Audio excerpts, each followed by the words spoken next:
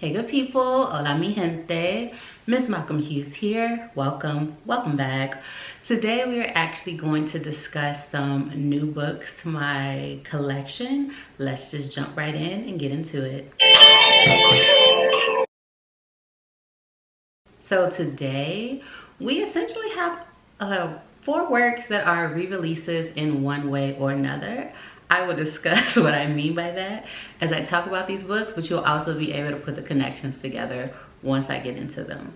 Let's just go ahead and get started so you all can know some of the newer works that have been added to my collection. First up we have Their Eyes Were Watching God by the one and only Ms. Zora Neale Hurston. I actually shared this as a part of a book collection that I have received for my birthday earlier this year, but I didn't share any of them individually because they were all packaged up together. But now I'm getting into reading them. This is going to be the first one I'm going to read, and so I will tell you all what this one is about. Also, this fell out while I was lifting it up.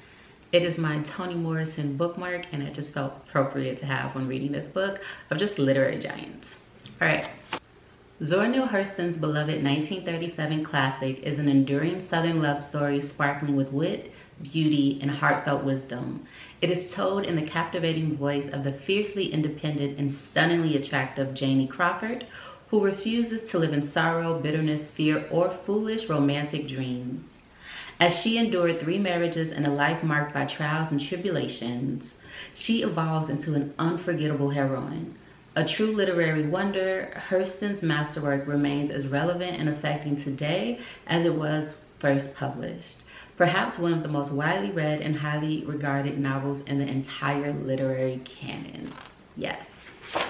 So definitely excited to read this. I think I've read parts of it before, but I don't believe I've ever read it in its totality. And if I have, it's been many moons. So it'll be like reading it for the first time either way. So I'm excited to delve into this. Next up we have Opinions by Roxane Gay. If you know me, you know I adore me some Roxane Gay.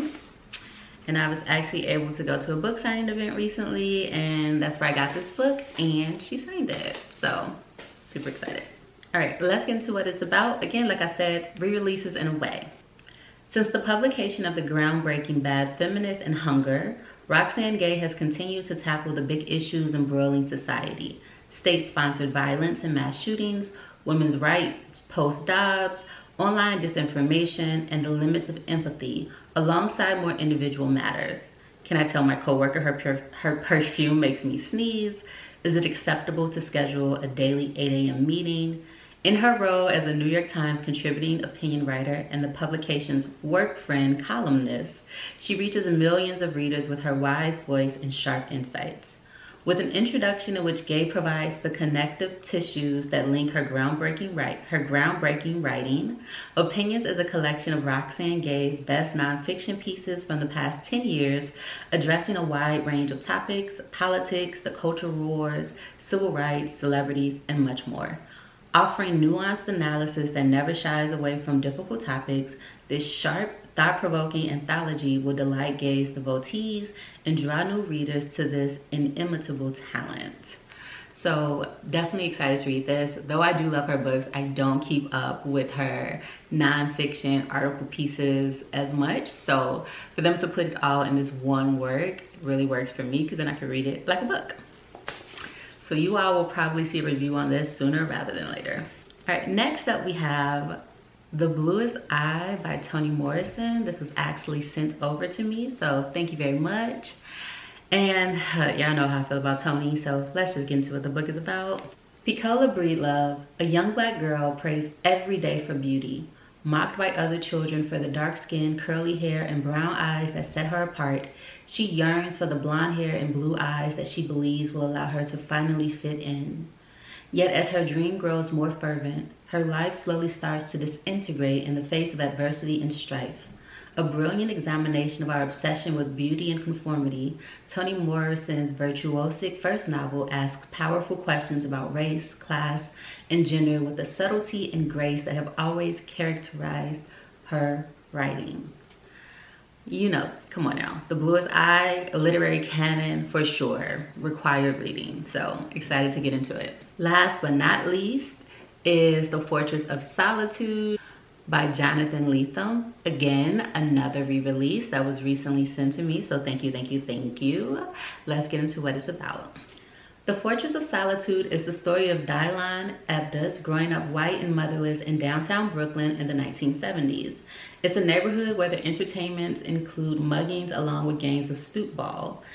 In that world, Dylan has one friend, a black teenager, also motherless, named Mingus Rude.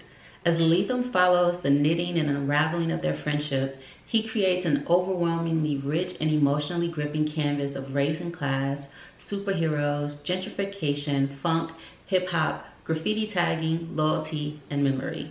The Fortress of Solitude is the first great urban coming-of-age novel to appear in years. I never read it. I'm excited to read it, and I'm excited to come discuss it with you all in the near future. So those are the books that have been added to my collection recently. Please let me know in the comments below, what have you added to your collection? What have you read recently that you think I should check out? And what do you think is blind buy worthy? Like, even if I don't read it, you think it's just an amazing book and I should just go out and get it immediately. So as always, I am MsMalcolmHughes, one who believes that books are sometimes better than people. And until the next one, please remember, as always, to give time, to be kind to each other, most importantly to yourself, and to have the very best day of your life on purpose. Peace. Odavo. Adios. Ciao.